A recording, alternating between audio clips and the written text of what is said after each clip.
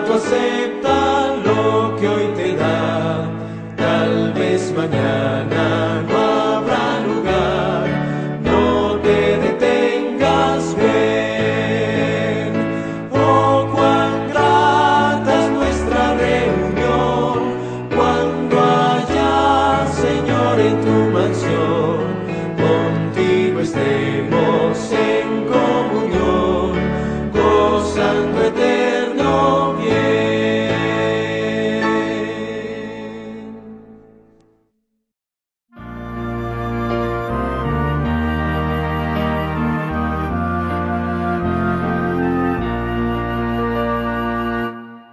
Con voz benigna te llama Jesús, invitación de puro amor, porque le dejas en vano llamar, sordo serás pecador.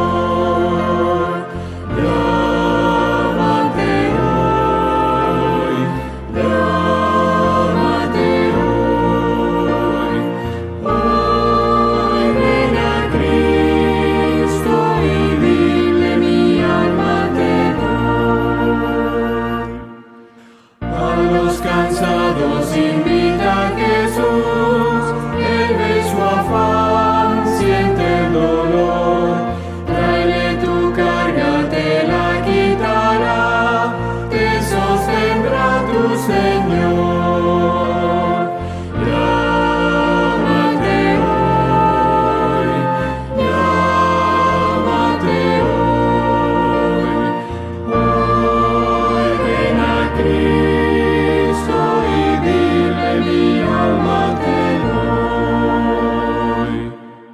Siempre aguardando de mí a Jesús, tanto esperar con tanto amor, veno cargado trayendo a sus pies tu tentación, tu dolor. Llámate hoy, llámate hoy, hoy ven a Cristo y dile mi alma te doy. Capítulo 1. Simón Pedro, siervo y apóstol de Jesucristo, a los que habéis alcanzado por la justicia de nuestro Dios y Salvador Jesucristo, una fe igualmente preciosa que la nuestra, gracia y paz os sean multiplicadas en el conocimiento de Dios y de nuestro Señor Jesús.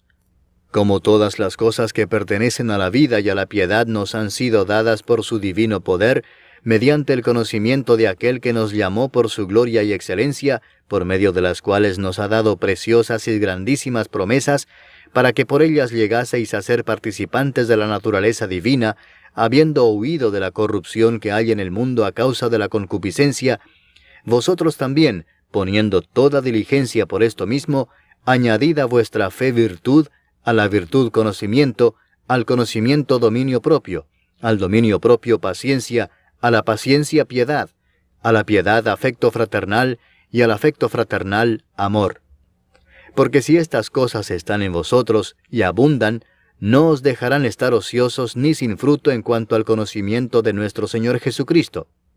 Pero el que no tiene estas cosas tiene la vista muy corta, es ciego, habiendo olvidado la purificación de sus antiguos pecados. Por lo cual, hermanos, tanto más procurad hacer firme vuestra vocación y elección, porque haciendo estas cosas no caeréis jamás. Porque de esta manera os será otorgada amplia y generosa entrada en el reino eterno de nuestro Señor y Salvador Jesucristo. Por esto, yo no dejaré de recordaros siempre estas cosas, aunque vosotros las sepáis y estéis confirmados en la verdad presente. Pues tengo por justo, en tanto que estoy en este cuerpo, el despertaros con amonestación, sabiendo que en breve debo abandonar el cuerpo, como nuestro Señor Jesucristo me ha declarado.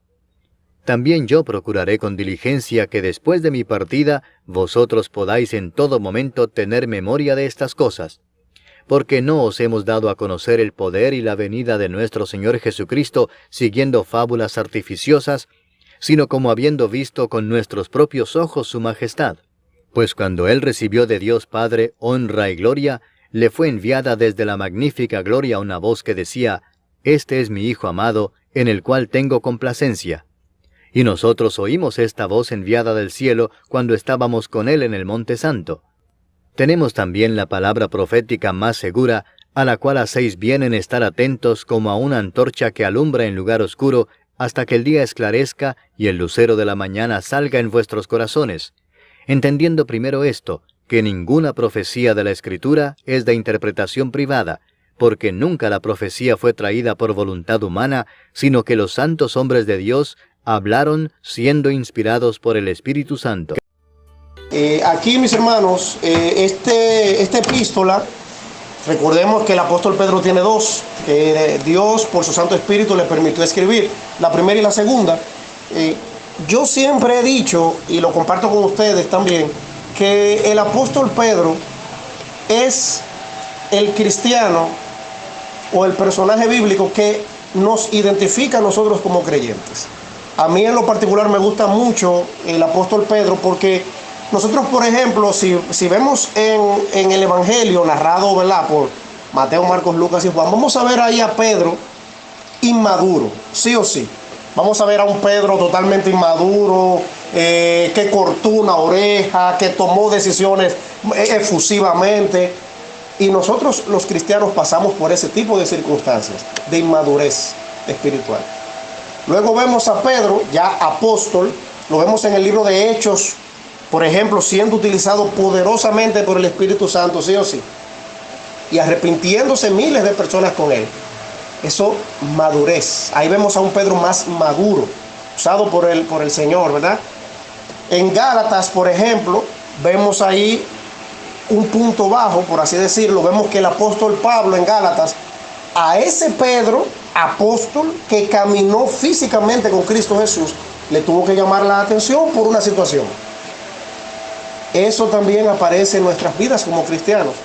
Y entonces aquí vemos ya a un Pedro, cuando escribe tanto la primera epístola como la segunda, a un Pedro completamente maduro, tanto físicamente, maduro en cuanto a edad, pero también maduro espiritualmente hablando. Y por eso digo que Pedro, nosotros los cristianos nos identificamos con él por todo este proceso de vida que nosotros vemos en él, desde su inmadurez hasta cómo Dios lo fue utilizando de una manera gloriosa.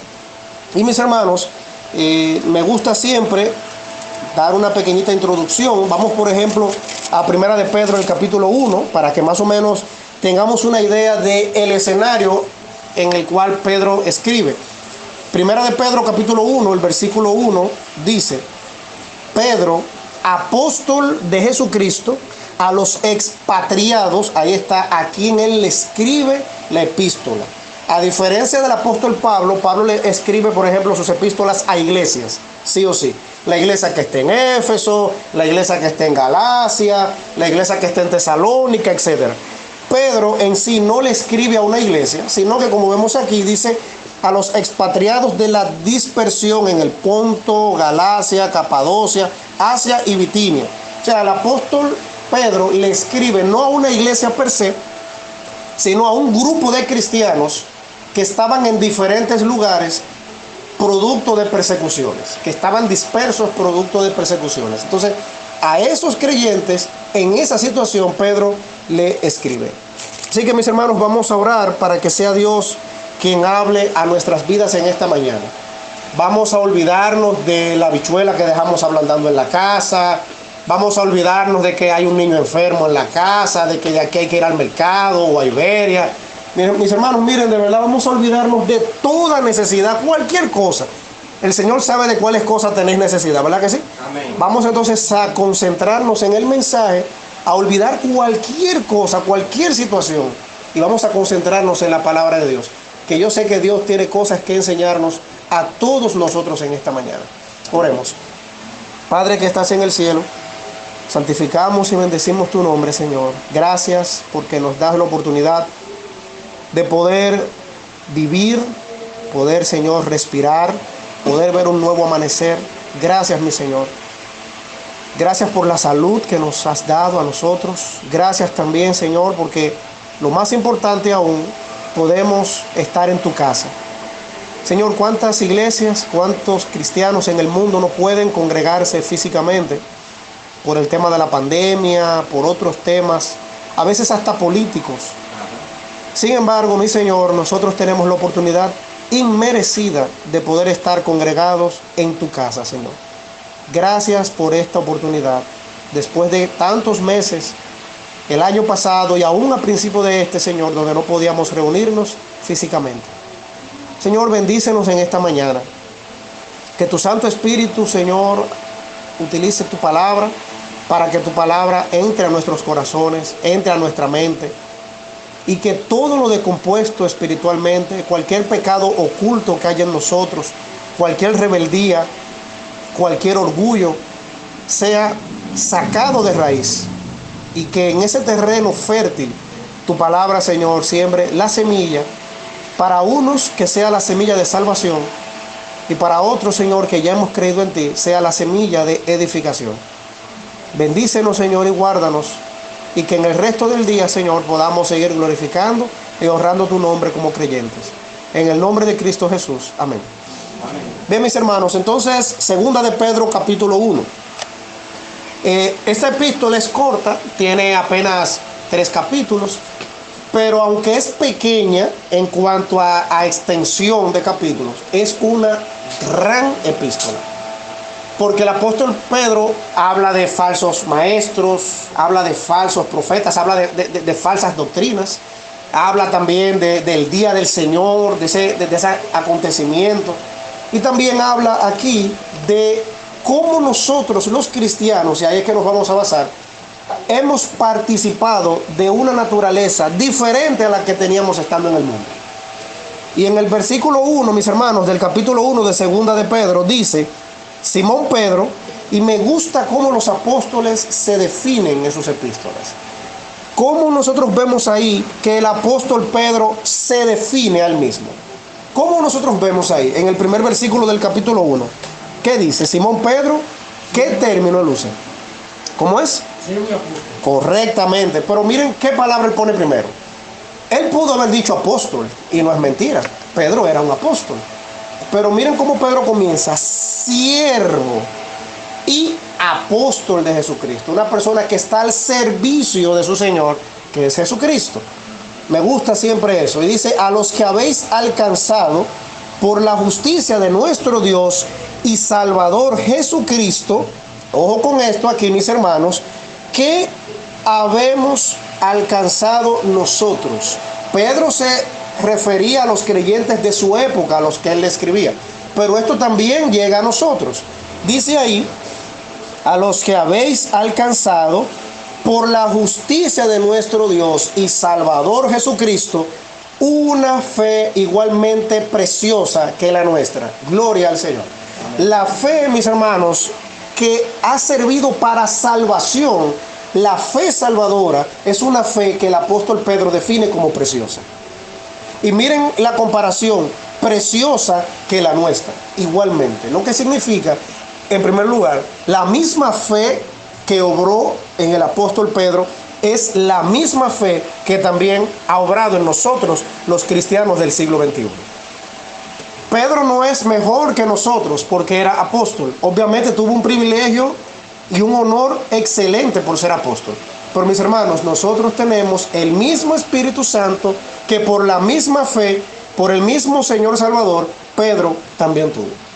Lo que significa que las cosas que nosotros vamos a ver en esta mañana son aplicables a nosotros, porque no se necesita ser un súper creyente, un súper cristiano para las cosas que vamos a ver hoy.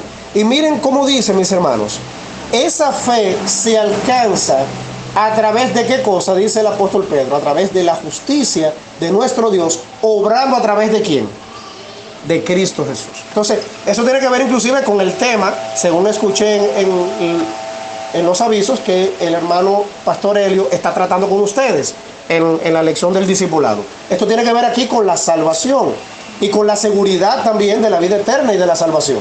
¿Por qué? Porque ustedes y yo, mis hermanos, somos cristianos no porque un día Dios vio que nosotros éramos dignos de algo. Que en primer lugar, hermanos, nosotros los cristianos no somos dignos de nada de parte de Dios. Dios lo hace por su gracia, de manera inmerecida.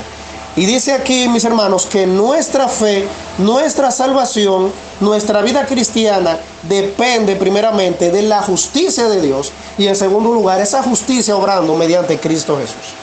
No es un asunto a lo loco, no es un asunto de que Dios no encontró qué hacer, no es un asunto de que nosotros había méritos por los cuales Dios dijo, déjame salvar a la gente de Punta de Garza. No, nosotros somos salvos porque Dios es justo y la justicia de Dios obró a favor nuestro a través de su Hijo Jesucristo. Esa es la primera doctrina que nosotros encontramos en ese primer versículo del capítulo 1 de Segunda de Pedro. Y nuestra fe es una fe preciosa. Hermanos, la vida cristiana es una vida preciosa. Es una vida hermosa. Y abro un paréntesis aquí. Nunca permitamos que el mundo diga que nuestra fe no vale o que trate de pisotear nuestra fe. Hermanos, nuestra fe es hermosa porque es la obra redentora de Cristo Jesús. Es una fe hermosa y Pedro dice, la fe que yo tengo es hermosa, es preciosa como la que ustedes también tienen. Gloria a Dios por su don inmerecido, por su gracia. Dice el versículo 2, para conectar ahí con el 3, gracia y paz os sean multiplicadas en el conocimiento de Dios y de nuestro Señor Jesucristo. Un saludo típico. Versículo 3, mis hermanos. Como todas las cosas que pertenecen a la vida y a la piedad nos han sido dadas por su divino poder mediante el conocimiento de aquel que nos llamó por su gloria y excelencia. El apóstol Pedro comienza entonces a definir en qué consiste la naturaleza que ahora tenemos nosotros, los que nos hemos arrepentido y convertido al Señor. Dice ahí que todas las cosas que pertenecen a la vida y a la piedad. Aquí vida se refiere específicamente a la vida cristiana. Dice vida y a la piedad. La palabra piedad ahí, hermanos, no es piedad de usted hincarse y suplicar. Ten piedad. No es en ese sentido. Piedad aquí es un estilo de vida acorde a lo que Dios dice en su palabra. Eso es lo que significa piedad. Y lo que está diciendo la palabra de Dios aquí en boca del apóstol Pedro es que todas aquellas cosas que pertenecen a una vida que agrada a Dios, a una vida santa, a una vida según lo que Dios dice en su palabra, a nosotros los cristianos nos ha sido dada, esas cosas que pertenecen a una vida que agrada a Dios, nos ha sido dado a nosotros, hemos sido equipados con lo que agrada a Dios que nosotros hagamos como cristianos. Dice ahí que han sido dadas a nosotros por su divino poder mediante el conocimiento de aquel que nos llamó por su gloria y excelencia. Mis hermanos, todo lo que pertenece a una vida que agrade a Dios no es un misterio, no está oculto. Y de hecho ningún cristiano puede vivir diciendo yo peco porque no sé cómo agradar a Dios. Usted sabía, mi hermano y mi hermana querida y querido que está aquí, que nosotros los cristianos cuando pecamos no tenemos excusa delante de Dios. Es que yo no sabía o yo no me imaginé eso. Dice aquí, mis hermanos, que nosotros hemos sido espiritualmente equipados con todo lo que pertenece a una vida santa que agrade a Dios. Todas esas cosas están en nosotros los cristianos. ¿Mediante qué cosa? Dice ahí. Mediante su divino poder y mediante el conocimiento de aquel que nos llamó por su gloria y excelencia. ¿Qué significa eso, mis hermanos? En pocas palabras, lo que dice el versículo 3 significa lo siguiente: en la medida que yo conozco a ese que me llamó. ¿Y quién fue el que nos llamó para salvación? ¿Quién fue? Él señala hacia arriba. Pero Dios, ¿verdad que sí? Cristo Jesús nos llamó. Mientras más conocemos a ese que nos llamó por su gloria y excelencia, que es Cristo Jesús, más vamos a conocer entonces todas las cosas que pertenecen a una vida que le agrade a Él.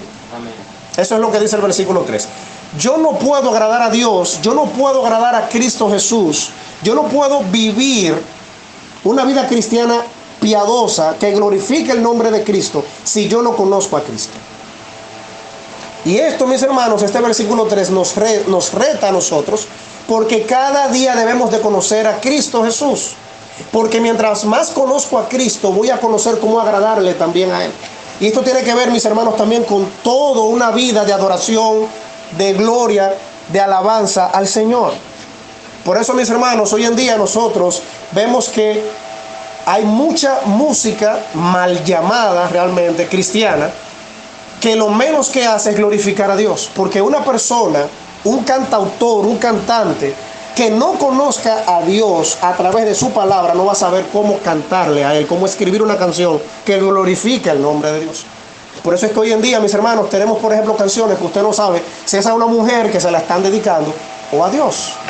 Es porque si no conozco este libro que me dice quién es Cristo, quién es Dios y cómo agradarle a Él, no lo voy a hacer de la manera correcta.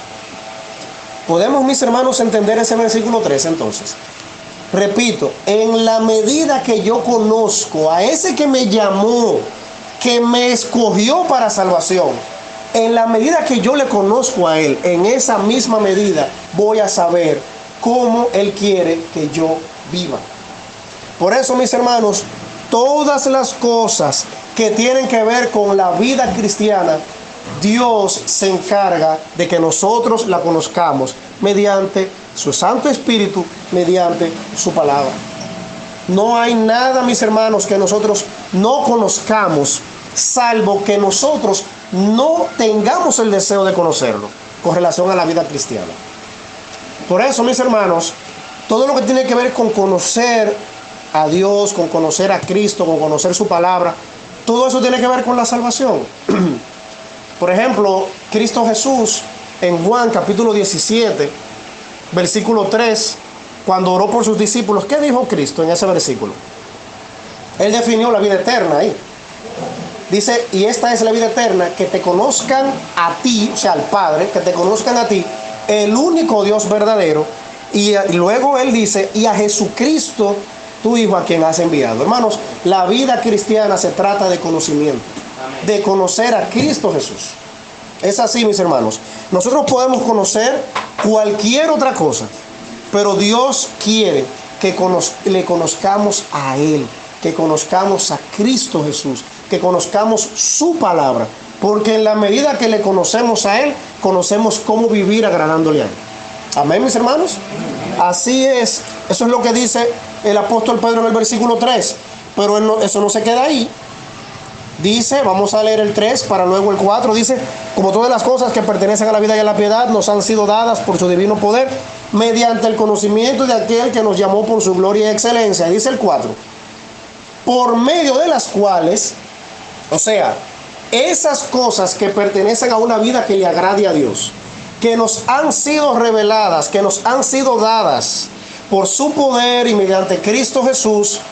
¿Qué dice el versículo 4? Que por medio de esas cosas que nos han sido dadas para vivir agradando a Dios, dice el 4, nos han sido dadas preciosas y grandísimas promesas, para que por ellas llegaseis a ser, ¿qué cosa dice ahí? Participantes de la naturaleza divina. Vamos a dejarlo hasta ahí en el versículo. Hermanos, esas cosas que pertenecen a una vida que le agrade a Dios, que nos han sido dadas por medio de Cristo Jesús, el versículo 4 dice que sirven para que a través de ellas Cristo Jesús, el mismo Dios, nos haya dado preciosas y grandísimas promesas. Hermanos, ¿cuántas promesas? No las mencionen, pero ¿cuántas promesas no tenemos nosotros de parte de Dios? Hermanos, miren, nos ponemos a mencionarlas una por una y se va el mensaje. No sigo predicando. Hermanos, nosotros tenemos promesas, un montón de promesas, que no se quedan en promesas, ¿verdad? Los políticos hoy en día, si por promesa es, miren, los políticos son los mejores del mundo. Pero Cristo Jesús no solamente ha prometido cosas, Dios no solamente ha prometido cosas, sino que todas se han cumplido y las que no se cumplirán. Y todas esas preciosas y grandísimas promesas, nosotros las tenemos por aquellas cosas que pertenecen precisamente a la vida y a la piedad que Cristo ha revelado y nos ha dado a nosotros. Y dice que esas cosas, que esas grandísimas promesas, sirven ¿para qué? Para que lleguemos a ser participantes de la naturaleza divina. Hermanos, hasta el momento de que nosotros nos arrepentimos, ¿qué naturaleza teníamos nosotros? La vieja. Bien, la vieja, ¿verdad que sí? Una naturaleza, eso está bien, ¿eh? Una naturaleza sujetada ¿a qué?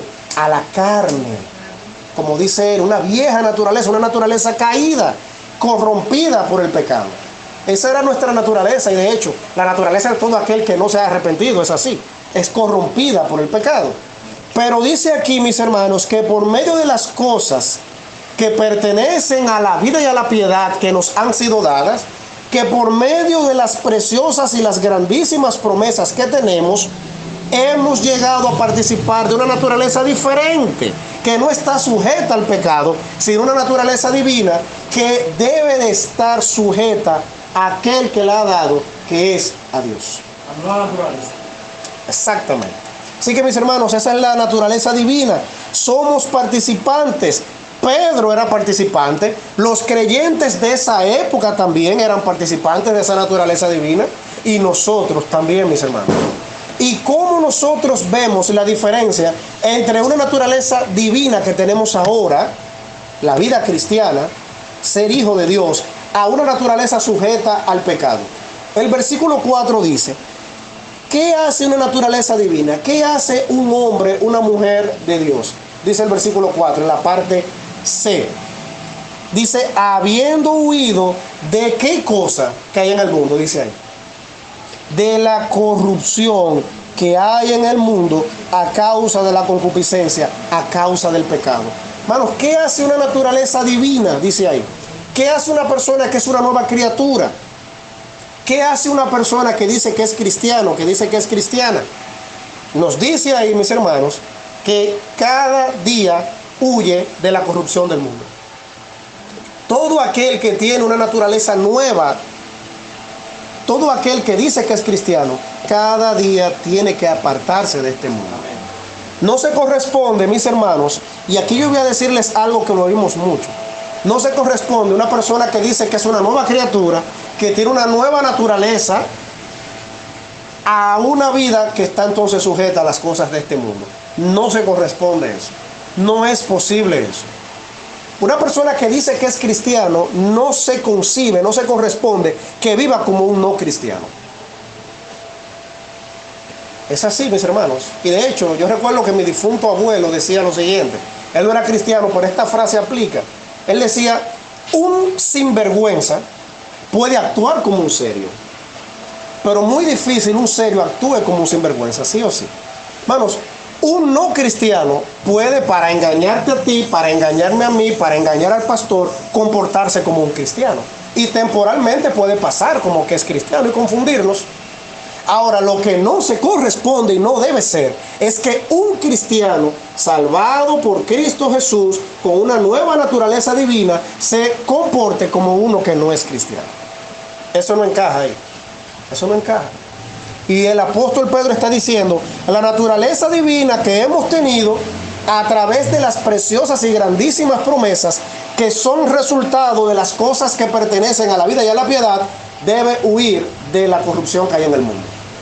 Hermanos, a nosotros no nos puede gustar lo que hay en este mundo. Este mundo está podrido. Este mundo está lleno, espiritualmente hablando, este mundo está lleno de gusanos. Este mundo hiede por el pecado. Y nosotros entonces, que Cristo nos ha sacado de ahí, nos ha limpiado, nos ha bañado espiritualmente, nos ha cambiado la ropa, nos ha dado otra naturaleza, no podemos retornar al mundo, a la corrupción de donde Él nos sacó a nosotros. Cuando el pueblo de Israel anduvo en el desierto y empezaron a dudar y a murmurar a Moisés y todo eso, ¿qué querían hacer ellos cuando estaban en el desierto? Y lo llegaron a pronunciar. ¿Qué querían ellos hacer? ¿Cómo? Querían volver a Egipto. Mis hermanos, mirándolo en ese contexto, el mundo es el Egipto. Nosotros no podemos querer volver al mundo si ya de ahí Cristo nos sacó a nosotros y estamos en una naturaleza diferente que le agrade a Dios. Nuestra vida no puede estar sujeta a los deseos mundanos, porque dice ahí que hemos huido de la corrupción que hay en el mundo a causa del pecado. El mundo va a ofrecer muchas cosas buenas. Siempre yo comparo al mundo con un bizcocho de la siguiente manera. Y hasta para clases bíblicas con niños yo siempre utilizo ese ejemplo. Imaginemos el mundo como un bizcocho que se ve hermoso, con mucho suspiro. Un bizcocho perfecto, ¿verdad? Sin embargo, cuando usted le mete el cuchillo para cortar un pedazo, usted lo que ve es que sale, en vez de chocolate, sale lodo y agua de contén, de esa que hiede. Así es el mundo, hermanos. Y hay un pastor, amigo mío, que él compara el mundo. Ustedes ven en las bodas que ponen un bizcocho que es un simulacro, que es una lata con suspiro nada más. Y con un pocito. Sí, exactamente. Hermanos, el mundo es así. Aparenta ser de verdad y bueno, vaya, métale el diente para que usted vea. Hermanos, así es el mundo. El mundo va a ofrecer y va a querer cautivarnos y encantarnos. Ojo con eso. La Biblia dice aquí que todo el que participa de la naturaleza divina huye del mundo. Hermanos, huye completamente. Y eso el apóstol Pedro lo dice. ¿Qué dice el versículo 5? Todos aquellos, ¿verdad?, que hemos huido de la corrupción que hay en el mundo. Versículo 5. Vosotros también, poniendo toda diligencia, toda presteza, toda prontitud. Eso es lo que se refiere a la palabra diligencia. Ser pronto, ánimo pronto es lo que significa diligencia. O sea, vosotros también poniendo prontitud, poniendo mucho ánimo, poniendo responsabilidad, diligencia, presteza, por esto mismo. Pero ¿cómo así por esto mismo? Que tenemos una naturaleza divina. O sea, el 5 dice, como tenemos una naturaleza divina, debemos de ser diligentes. ¿En qué cosa? Y hermanos, aquí vengo con algo que no sé si le estaré predicando la clase al hermano Helio. Pero mis hermanos, esto tiene que ver con la salvación, directamente con la salvación, todo lo que hemos dicho. Hermanos, la salvación, lo primero es que la salvación no se pierde. Amén. Eso es lo primero, ¿eh? Eso es una doctrina fundamental del Evangelio, no de los bautistas. Nosotros lo creemos, claro está, pero es del Evangelio de Cristo. La seguridad de salvación es una doctrina fundamental. Ahora bien, a vuestra fe, esa fe con la cual le has creído a Cristo Jesús, esta fe, mis hermanos, que dice el versículo 5, no es una fe intelectual. No es una fe de usted decir, sí, Dios existe, sí, yo creo en Dios. No es en ese sentido, ¿eh? Esta fe hace alusión, alude a la salvación, la fe salvadora. Y aunque la salvación no se pierde, lo que vamos a ver en el versículo 5 tumba el fundamento de, bueno, yo soy salvo, no importa lo que yo haga. Esto que vamos a ver, hermanos, en el versículo 5 en adelante, tiene que ver con vivir una vida cristiana responsable, una salvación responsable. ¿Qué dice el versículo 5? Vosotros también, poniendo toda presteza, toda prontitud, toda diligencia, por esto mismo, porque tenemos una naturaleza divina, añadid a vuestra fe, añadid a esa salvación que tú dices que tienes, virtud. Aquí hay cosas que hay que añadir. Vamos a imaginarnos que estamos cocinando y que tenemos ahí, ¿verdad?, la comida, y vamos a agregar diferentes ingredientes para que sea más entendible. Primer ingrediente, virtud. Virtud, mis hermanos, desde el punto de vista espiritual, y lo que en el original Pedro alude aquí, es a lo bueno. Todo lo bueno. Y todo lo bueno se relaciona con una naturaleza divina o con una naturaleza pecaminosa. ¿A qué se relaciona lo bueno? A una naturaleza divina, sí o sí.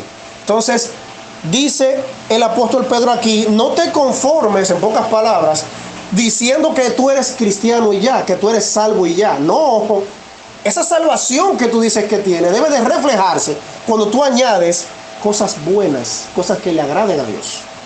¿Entendemos ese asunto, hermanos? Amén. Ahí es que se diferencia, ¿eh?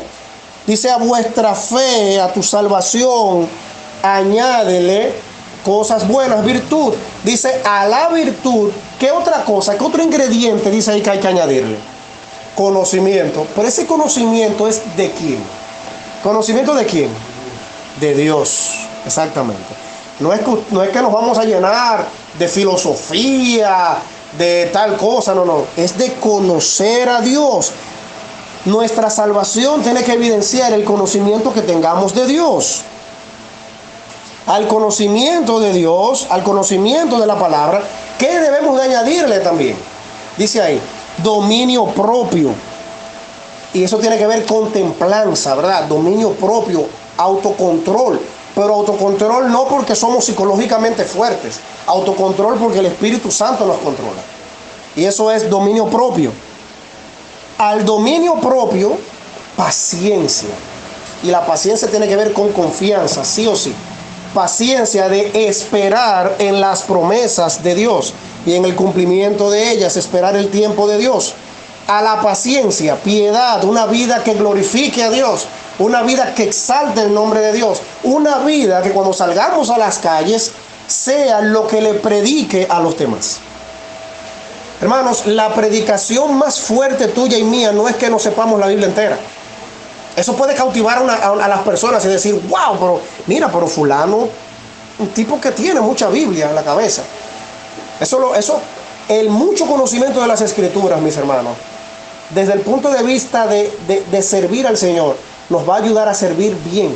Pero si solamente usamos el conocimiento para proyección personal, eso va a servir para aún nuestra propia condenación. No es porque estamos pecando. Dios quiere que nosotros, mis hermanos, tengamos una vida piedad, que estemos añadiendo eso a nuestra salvación, una vida que glorifique a Dios, que es lo que realmente va a evangelizar a los demás. Cuando ustedes salen a evangelizar en el barrio, lo más importante no es simplemente lo que usted le dice a las personas de la Biblia.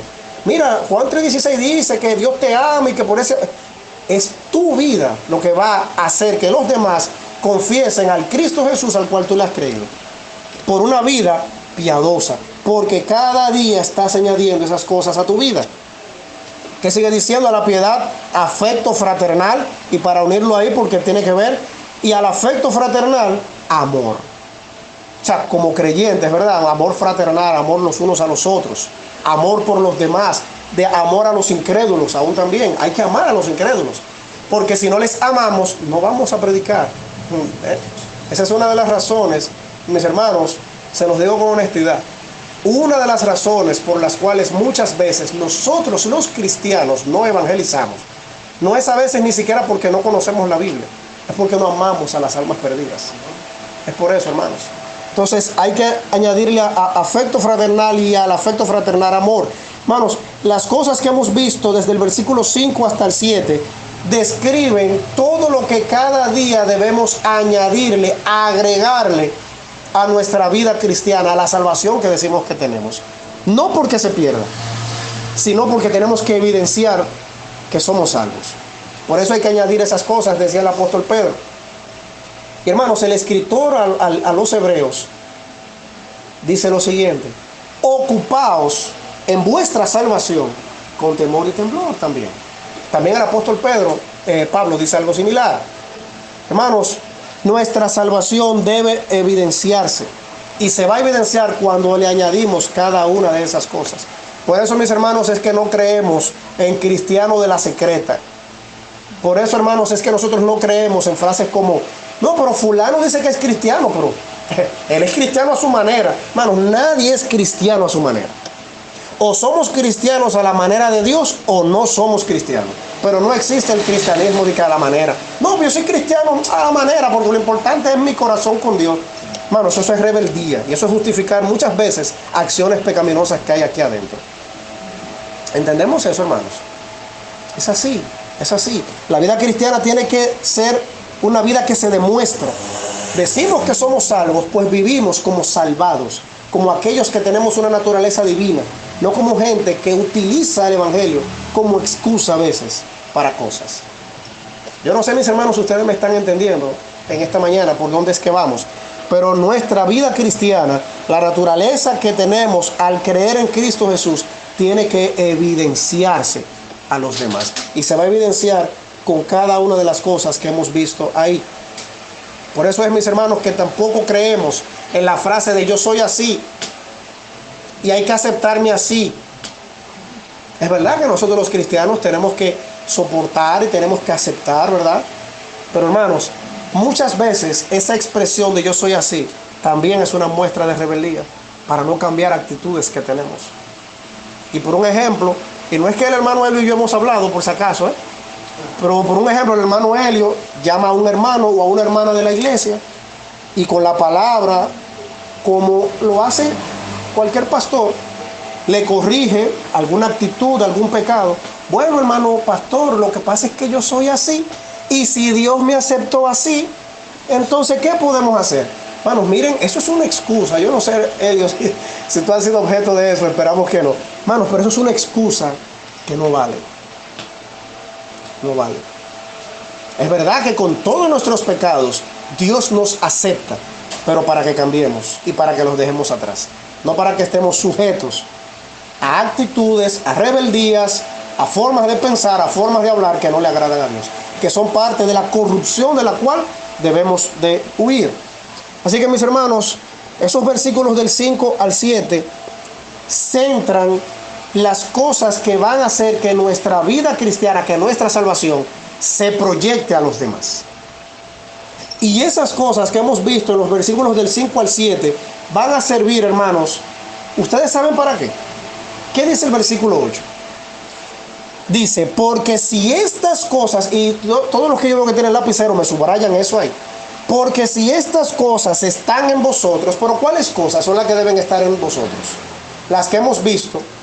¿Cuáles? La que vimos ahí, por ejemplo, de la virtud, del conocimiento, del dominio propio, de la paciencia, de la piedad, del afecto fraternal, del amor. Si esas cosas están en nosotros, en ti, que dices que eres cristiano, en mí, que digo que soy cristiano, ¿qué van a hacer? ¿Para qué servirán? Si esas cosas están en nuestras vidas presentes como cristianos. Dice, si estas cosas están en vosotros, y no solo que estén, sino que abunden. ¿Y qué es eso de abundar? ¿Quién me dice? ¿A qué se refiere eso de abundar? ¿Cómo así que abunden? A ver, ahí es participativo. ¿Cómo es eso? De que si están en vosotros y abundan. ¿Cuándo algo abunda? ¿Cómo yo me doy cuenta que algo abunda? Cuando hay mucho, ¿verdad? Correcto, ajá, mi hermana. Y cuando podemos dar lo que por lo menos Dios nos da. Correctamente, exactamente. Y también lo que Dios nos ha dado a nosotros, salvación también. Correcto, ¿verdad? Muy bien. Entonces, si esas cosas que están en esos versículos están en nosotros y abundan, que son muchas, si esas cosas abundan, están presentes y todos los días siguen y siguen y siguen, están abundando entonces. Exactamente, esa es una palabrita buena, que abundan, que están aumentando. ¿Qué van a causar en nosotros? Dice, no os dejarán estar. Aquí hay dos palabras que son enemigas del cristiano. Dice, no os dejarán estar ociosos ni sin fruto. El ocioso es una persona que no hace nada. O como diríamos en buen dominicano que somos, un vago espiritual. Un ocioso es un vago espiritual. Y hermanos, las iglesias lamentablemente se están llenando de mucha gente ociosa. ¿Cómo? Sí, de gente que trabaja en el mundo, que tiene muchas responsabilidades en el mundo, pero que para la obra de Dios y para su iglesia local son estériles, porque son ociosos. Dice, no tiene fruto. Y todos nosotros sabemos lo que es un árbol sin fruto. Da sombra, pero de ahí usted no va a cosechar nada. Hermano, nosotros no podemos ser cristianos así. Nosotros tenemos que ser cristianos que con nuestra vida espiritual Dios coseche obras que engrandezcan el ministerio de Cristo aquí en la tierra. Yo no sé qué tú haces. Yo sé que por el tema de la pandemia hay cosas ministeriales, por ejemplo, que hace unos meses que han menguado. Eso lógicamente lo entendemos. Pero desde antes de la pandemia y ahora, ¿verdad? Que como decía el pastor, ya hay algunas cosas ministeriales que ustedes van a empezar a hacer casa por casa. Bueno, ¿cómo está tu trabajo? ¿Estás ocioso, ociosa, sin fruto? En el tiempo X. Y obviamente yo no los conozco a ustedes, ¿verdad? O sea, puedo decir lo que voy a decir. En el tiempo que tú tienes de ser cristiano, de ser cristianas, ¿a cuántas personas tú le has sido de bendición? ¿A cuántas personas le has predicado el evangelio? ¿Cuántas personas pueden decir, yo me arrepentí con el hermano fulano, yo me arrepentí con la hermana fulana? ¿A cuántas personas le hemos sido de bendición? O un hermano en la iglesia o hermana, que le hayas dado un consejo, una adolescente de las que están aquí o de los adolescentes, que lo llamaste, siéntate ahí mi niño, mi niña, mira, la Biblia dice, hermanos, cuidadito con la ociosidad y el ser sin frutos. La ociosidad y tener una vida cristiana sin frutos son parte de no tener las cosas que hemos visto presentes. No tener virtud, ni tener dominio propio, ni conocimiento, ni paciencia. Por eso el versículo 8 dice que si esas cosas están en vosotros, hermanos, si esas cosas no están, vamos a ser ociosos. Y hermanos, lo más que hay en la obra del Señor es cosas que hacer. Eso es lo más que hay, mis hermanos. La obra de Dios está llena de cosas que hacer. Por eso Pablo le dice a Tito, en Tito capítulo 3, versículo 14, y aprendan los nuestros a ocuparse en los casos de necesidad para que no sean sin fruto. Hermanos, ¿cuántos casos de necesidad, cuántas necesidades hay en la obra de Dios? Yo no conozco a fondo, por ejemplo, esta iglesia, pero yo sé que esta iglesia tiene necesidades espirituales. Bueno, ¿estás tú dispuesta a ser de los que no son ociosos ni sin frutos para suplir esas necesidades espirituales? ¿O eres de los que dicen, no, eso lo tiene que hacer el pastor? O no, eso lo tiene que hacer la esposa del pastor, porque total, él es el pastor. Hermanos, esa frase pertenece a una vida ociosa y sin fruto.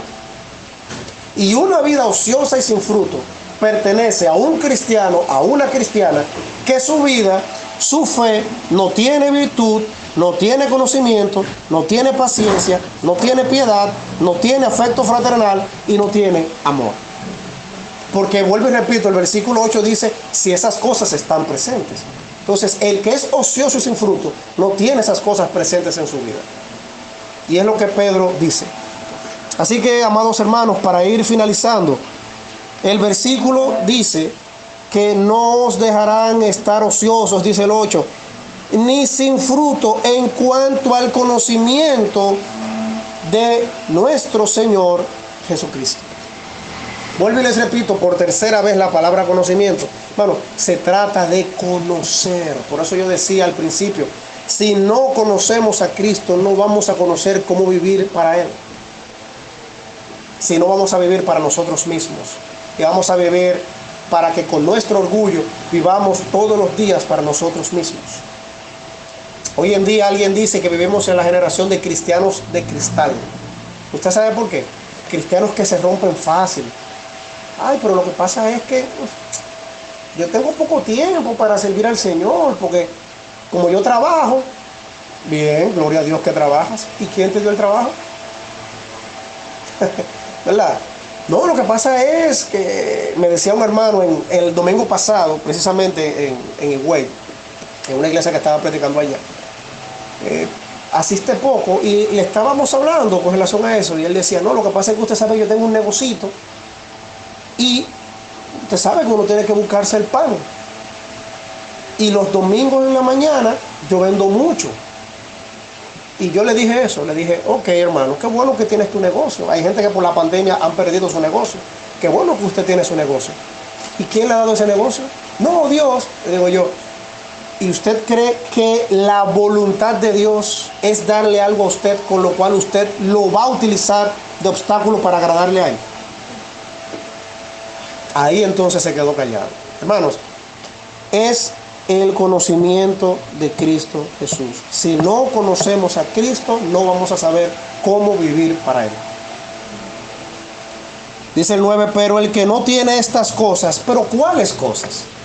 Lo que hemos visto, virtud, lo repito a propósito, virtud, conocimiento, dominio propio, paciencia, piedad, afecto fraternal y amor. El que no tiene estas cosas, eso que acabé de mencionar, ¿qué tiene? Oigan, esto es no tener y tener. Suena como extraño eso, ¿verdad? Pero no tener y tener. El que no tiene esas cosas que son propias de la vida cristiana, ¿qué tiene entonces? Dice ahí. Pecado, eso es verdad, mi hermana. Excelente.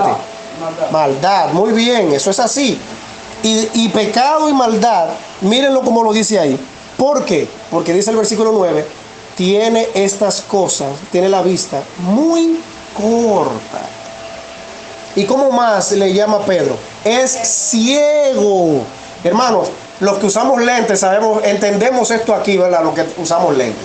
Sabemos, yo tengo la vista corta, yo tengo miopía, que es que no puedo ver de lejos. La hipermetropía es que no ve de cerca.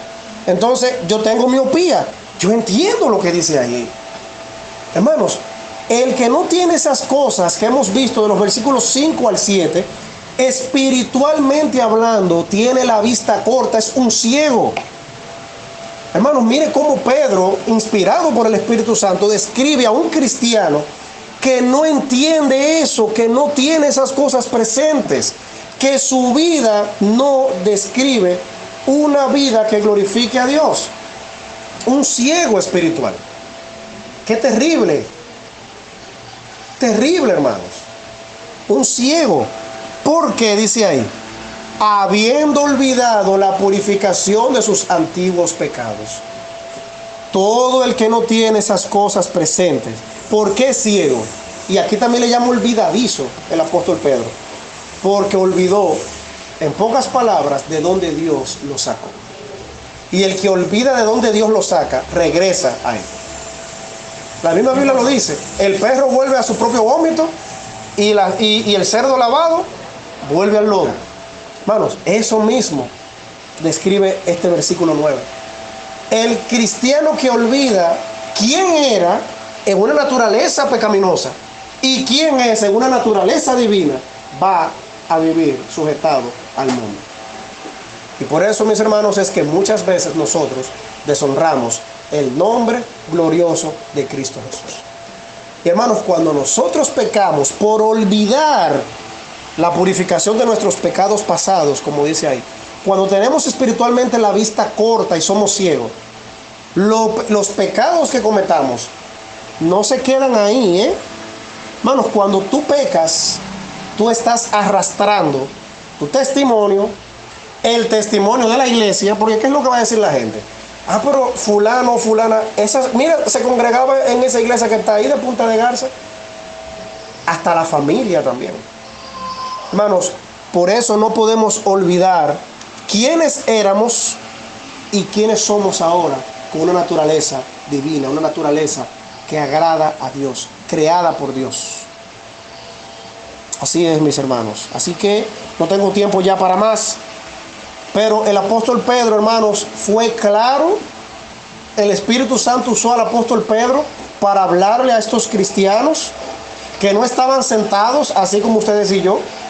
Recuerden que esos cristianos estaban esparcidos en diferentes lugares por muchas persecuciones y situaciones que el mismo Dios usó realmente para que el evangelio se siguiera esparciendo. Pero hermanos, también se aplica a ti y a mí en esta mañana. Nosotros, mis hermanos, vamos a imaginarnos que Pedro escribió eso solamente para ti y para mí en lo personal. Para cada uno de nosotros en lo personal. Dios, hermanos, nos está hablando a través de este capítulo. Y esto es llamándonos la atención. Porque es que muchas veces, mis hermanos, decimos que somos cristianos, pero lamentablemente nuestra vida dice otra cosa. Y eso entonces es falta de integridad. Yo debo decir que soy cristiano y mi vida debe decir que soy cristiano también. Así que, mis hermanos, vamos a dejarlo hasta este punto. Y el versículo 10, no solamente lo voy a leer para no pasar más tiempo. Pero el versículo 10 dice, por lo cual, o sea, por todo lo antes dicho, por lo cual, hermanos, tanto más procurad hacer firme vuestra vocación y elección, porque haciendo estas cosas no caeréis jamás. Hermanos, nuestra vocación y elección, y de hecho, elección no porque nosotros elegimos, quien nos eligió fue el Señor. Nuestra elección, cuando Él dice elección, no es que nosotros elegimos al Señor. Porque una mente y un corazón corrompido por el pecado no tiene la capacidad espiritual de escoger lo bueno. Cristo nos escogió, nos eligió a nosotros. Pero hermanos, nuestra vocación no es ser albañil, o ser herrero, por ejemplo, o ser contador, o ser profesor. Hermanos, nuestra vocación no es esa. Para el mundo esa es nuestra vocación. Hermanos, para Dios nuestra vocación es ser hijos de Él. Y nosotros debemos de recordar que somos hijos de Dios, que hemos sido elegidos por Dios para, como dice el versículo 10, para no caer jamás. Si olvidamos eso, mis hermanos, vamos a vivir sujetados a la corrupción del mundo. Que Dios les bendiga, mis hermanos, y que esta palabra sirva para que nuestra vida cristiana sea fortalecida, sea edificada, que podamos ayudar a otros creyentes con estas palabras, pero también que podamos predicarle a este mundo estas palabras también, para que al igual que nosotros, ellos huyan de la corrupción del mundo y adquieran la naturaleza divina que solo la da Cristo Jesús. Bendiciones, mis hermanos.